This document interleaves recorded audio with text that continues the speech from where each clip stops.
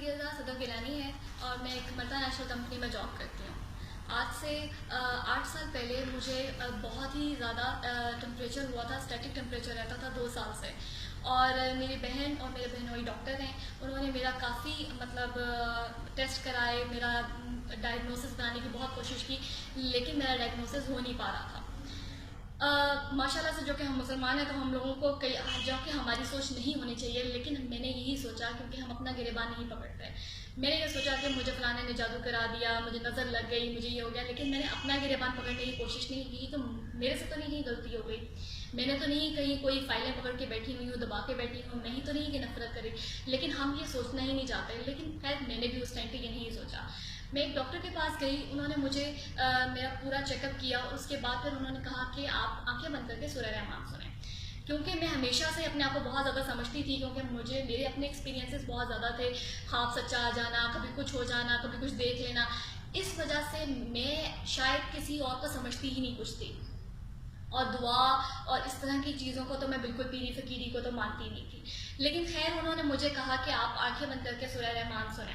تو میں نے جو فرسٹ ان کو جواب تھا وہ ان کو میں نے یہ کہا کہ جی سوری، میں روز سورہ یاسین پڑھتی ہوں، سورہ مزمل پڑھتی ہوں۔ یہ انہوں نے کہا کہ قرآن کو پہلے سننا ہی پڑتا ہے، جیسے تو آپ آنکھیں بند کریں اور سورہ رحمان کو سنیں اور رحمان کے آگے پیش ہو جائیں۔ میں نے کہا اچھا ٹھیک ہے، میں نے آنکھیں بند کر لی اور میں نے اپنا آپ سارا کچھ سرنڈر اس کے سامنے کر دیا، اور میں نے آنکھیں بند کر کے سورہ رحمان سنی قاری باست کی آواز میں بغیر ترجمے کے۔ تو 2 سال کا جو ٹیمپریچر تھا وہ بیٹھے بیٹھے اسی وقت ہی میرا ٹھیک ہو گیا تھا سورہ رحمان سننے سے۔ اور جب میں نے آنکھیں کھولی تو میں نے یہی کہا کہ میں ٹھیک ہو گئی ہوں، کیونکہ میرا جسم تھا وہ مجھے اس بات کا گواہی دے رہا تھا کہ میں بالکل ٹھیک ہو گئی ہوں۔ خیر جب میں بہت خوش ہوئی تھی کیونکہ 2 سال کے تکلیف کاٹنے کے بعد ہی جب میں نکلی تھی تو مجھے لگا کہ یار مطلب یہی وہ چیز ہے جس کو میں ڈھونڈ رہی تھی۔ تو مجھے آگے سے جو ڈاکٹر تھی انہوں نے مجھے یہی کہا کہ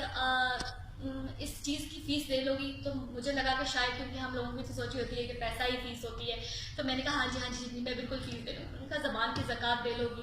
میں نے کہا زبان کی زکوٰۃ کا مطلب کیا ہے؟ انہوں نے کہا ہم دن میں اتنی دفعہ باتیں کرتے ہیں تو 2.5% تو مفت کی بات کر دینا، لوگوں کو بس بتا دینا کہ یہ مفت کی ایک تھیراپی ہے جو کہ ایک مذہب نہیں ہے، ایک تھیراپی ہے، اور آپ اس کو ایز اے میڈیسن ہی آگے لوگوں کو پرسکرائب کر دو گی۔ میں نے کہا یہ تو بہت اچھا کام ہے اور میں سب کو بتاؤں گی۔ لیکن 2 سال کی جو تکلیف کے بعد یہ جو مجھے چیز ملی تھی اس کے بعد میں نے واقعی لوگوں کو مجھے آج سورہ رحمان کا بتاتے ہوئے، اور یہی وہ طریقہ ہے کہ سورہ رحمان آنکھیں بند کر کے آپ نے سننی ہے قاری باست کی آواز میں بغیر ترجمے کے 7 دن لگاتار۔ اگر 1 دن بھی گیپ آ گیا تو آپ کو شروع سے شروع کرنا پڑے گا۔ تو میں نے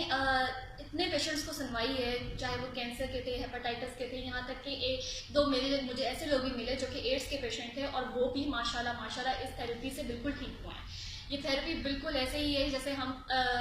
ایک پیشنٹس کو سنواتے ہیں، یہ کوئی مذہب نہیں ہے، یہ بالکل ایک تھیراپی ہے، ایک کی طرح سنانا ہوتا ہے اور دل صاف کر کے، کیونکہ میں نے جب میں بیمار ہوئی تھی تو